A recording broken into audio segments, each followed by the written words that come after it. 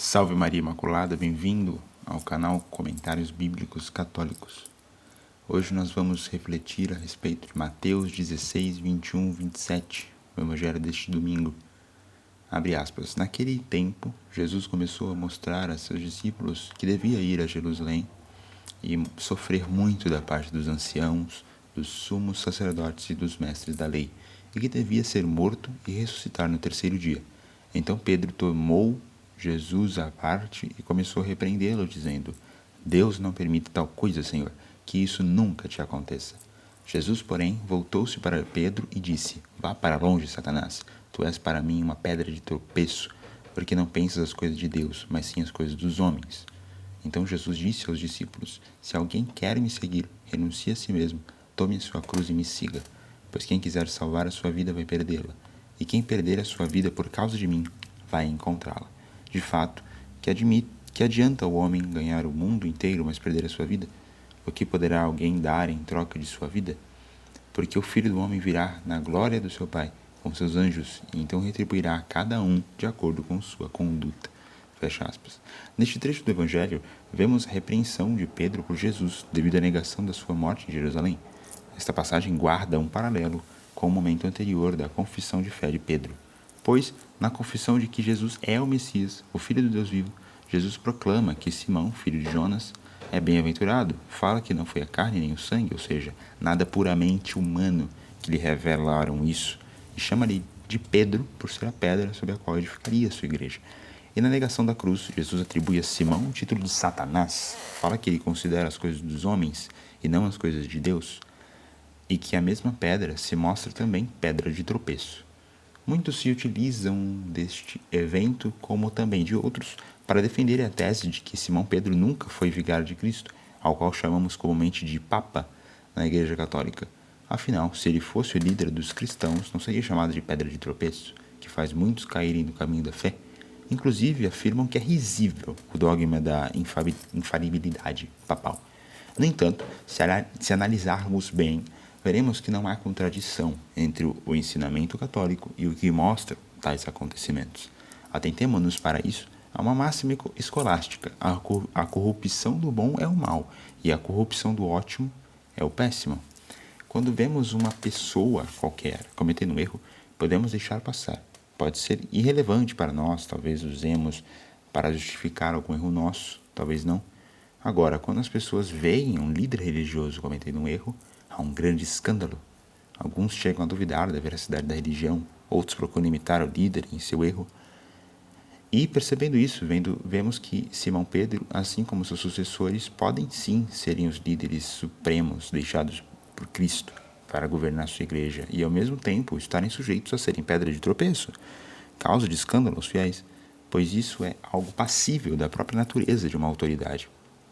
O Papa não é impecável, e esta nunca foi a fé da igreja. E quando se ensina que o Papa é infalível, isso tem uma definição muito precisa. Verdade de fé proclamada no Concílio Vaticano I, no século XIX. A afirmação é a seguinte, abre aspas: Ensinamos e definimos como dogma divinamente revelado que o Romano Pontífice, quando fala ex cátedra, isto é, quando no desempenho do ministério de pastor e doutor de todos os cristãos define com sua suprema autoridade apostólica alguma doutrina referente à fé e à moral para toda a igreja, em virtude da assistência divina prometida a ele na pessoa de São Pedro, goza daquela infalibilidade com a qual Cristo quis munir a sua igreja quando define alguma doutrina sobre a fé e a moral, e que, portanto, tais declarações do Romano Pontífice são por si mesmas, e não apenas em virtude do consenso da igreja, irreformáveis. Fecha aspas. Ou seja, o carisma da infalibilidade do Papa foi reconhecido sob condições muito bem específicas. Dá-se quando ele vai ensinar a toda a igreja com o intuito de definir uma doutrina, usando de sua autoridade apostólica suprema, e esta doutrina o é em matéria de fé ou de moral. Ele o faz pela virtude do Espírito Santo, confiada a Pedro e seus sucessores devido a seu munus de governante da igreja. A princípio, é discutível se os papas podem cair no pecado da heresia ou não. No entanto, o Papa, nas condições de um ato de infalibilidade, nunca irá ensinar um erro aos fiéis da igreja. E a fé nisto está assentada na própria oração do Cristo, como declara também o Concílio Vaticano I.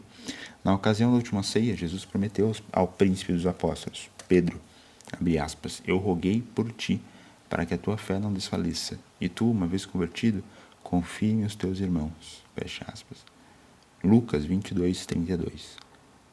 O Santo Padre, assim como as outras autoridades, tem sobre si uma grande responsabilidade de guiar aqueles que são seus subordinados no caminho certo e ser exemplo luminoso de alguém que anda neste caminho.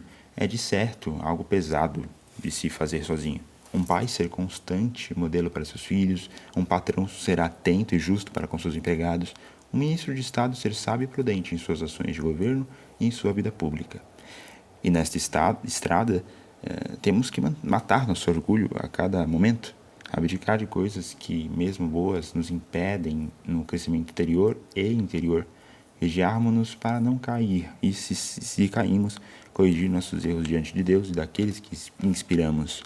Mas, felizmente, no caminho desta morte de cada dia, não estamos sozinhos. Nosso Senhor Jesus Cristo se deixou morrer em Jerusalém para poder nos acompanhar nesse trajeto de santificação. Ele é o farol vivo e ressuscitado, que indica que podemos chegar lá e que nos dá força e nos agracia com a humildade necessária para fazê-lo. Sendo fiéis ao Mestre até o fim, trabalhando para tomar intimidade com a pessoa dele, na vida de oração e no mandamento da caridade, quando ele vier com os anjos, nos recompensará por todo o esforço e sacrifício que tivermos feito pelos que estão sob nossa proteção. Esta é a reflexão de hoje. E até a próxima, se Deus assim nos permitir.